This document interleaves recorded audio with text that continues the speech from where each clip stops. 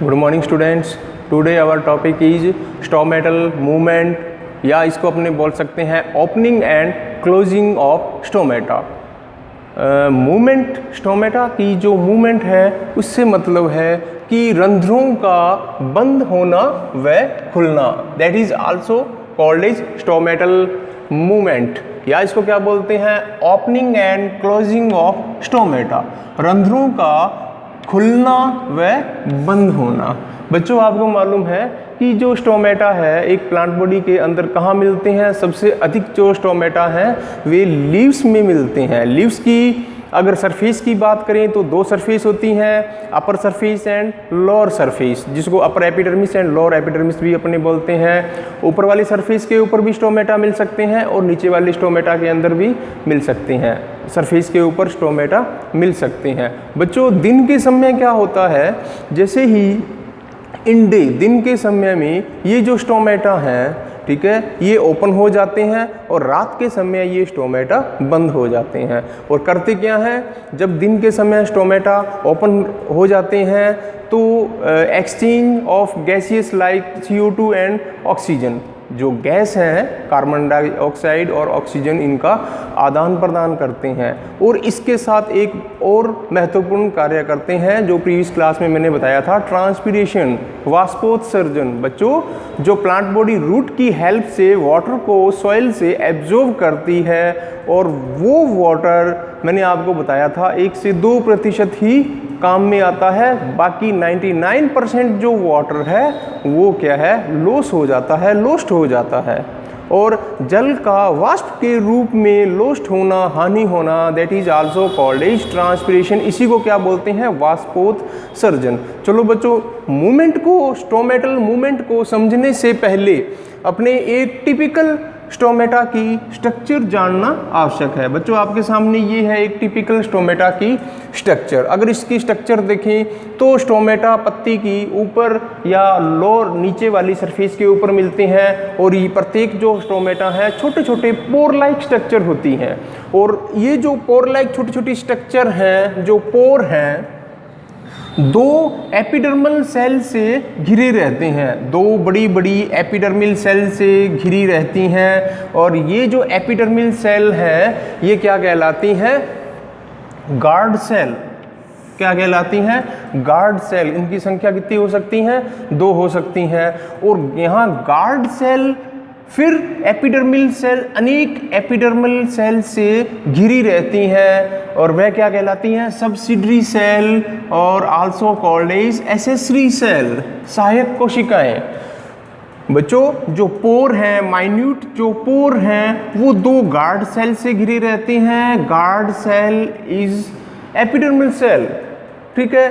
और guard cell अनेक epidermal cell से घिरे रहते हैं जिनको क्या बोलते हैं, सब्सिडरी सेल।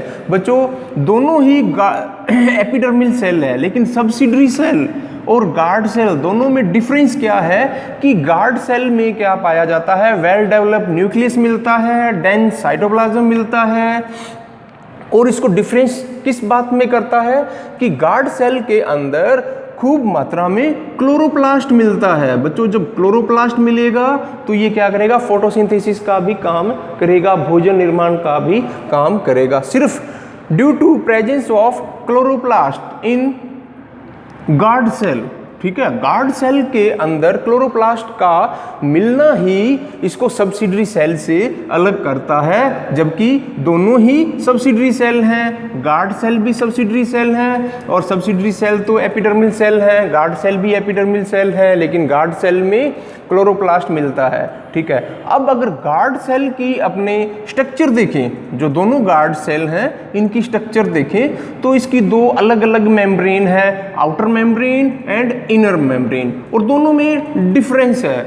बच्चों गार्ड सेल की जो आउटर मेम्ब्रेन है वो कैसी होती है, थिन एंड इलास्टिक, पतली भित्ति वाली होती हैं, और इलास्टिक इसको बोलते हैं लचकदार।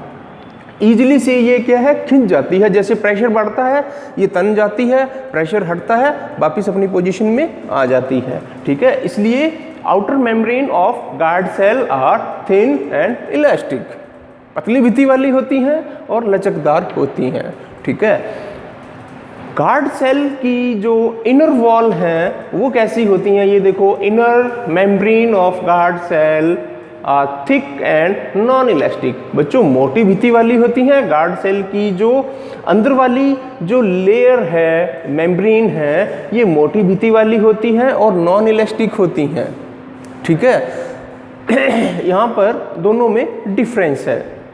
अब बच्चों क्या करता है कि जैसे ही गार्ड सेल के अंदर वाटर की एंट्री होगी या एंडोमोसिस होगा या अंतःप्राशन होगा, तो इसके अंदर वाटर भरने से ये स्फीत अवस्था में आ जाती है, टर्गिड अवस्था में आ जाती है। टर्गिड अवस्था में क्योंकि जैसे फूलेगी तो जो आउटर वॉल है गार्ड सेल की, जो बाहरी मेम्ब्रेन है, आउटर वॉल है, इसके ऊपर प्रेशर बढ़ेगा और ये पतली भित्ति वाली है, लचकदार है। अंदर जब गार्ड सेल के अंदर वाटर भरने के कारण जब प्रेशर बढ़ेगा तो ये बाहर वाली जो भित्ति है ये बाहर की तरफ तनेगी, ये बाहर की तरफ तनेगी। क्यों? क्योंकि ये कैसी है, इलास्टिक है, लचीली है। बच्चों जब बाहर की तरफ तनेगी तो अंदर वाली भित्ति को अपने साथ ये क्या है, बाहर की तरफ खींचेगी। ठीक है, और इस वजह से टर्गिड या सफेद कंडीशन में जो स्टोमेटा है वो क्या है, खुल जाते हैं।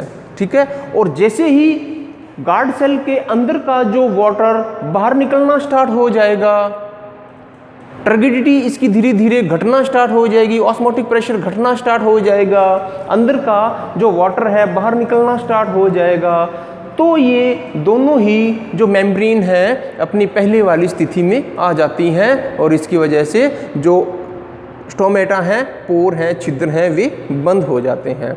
बच्चों यहाँ पर जो स्टोमेटा हैं इनकी जो शेप है वो किडनी जैसे वृक्क होते हैं, किडनी जैसी आकृति होती है और संख्या में कितने हो सकते हैं, मे बी 2 या इस संख्या में कितने होते हैं, 2 होते हैं। बच्चों यहाँ पर अगर अपने ग्रास की बात करें, पोएसी फैमिली यानी घास कुल की बात करें, तो घास में डंबल शेप की आकृति होती है। डिफरेंट टाइप्स के जो प्लांट्स हैं तो इसमें जो स्टोमेटा हैं वे भी अलग अलग प्रकार के होते हैं। तो बच्चों जो नेक्स्ट जो थ्योरीज पढ़ेंगे, जो थ्योरीज अपने को ये बताएगी किस तरह से दिन के समय स्टोमेटा ओपन होते हैं और रात के समय स्टोमेटा क्लोज होते हैं। ठीक है, और यही जो मैकेनिज्म है स्टोमेटा का बंद होना और खुलना, इनकी जो क्रियाविधि है ये इसको क्या बोलते हैं, स्टोमेटल मूवमेंट।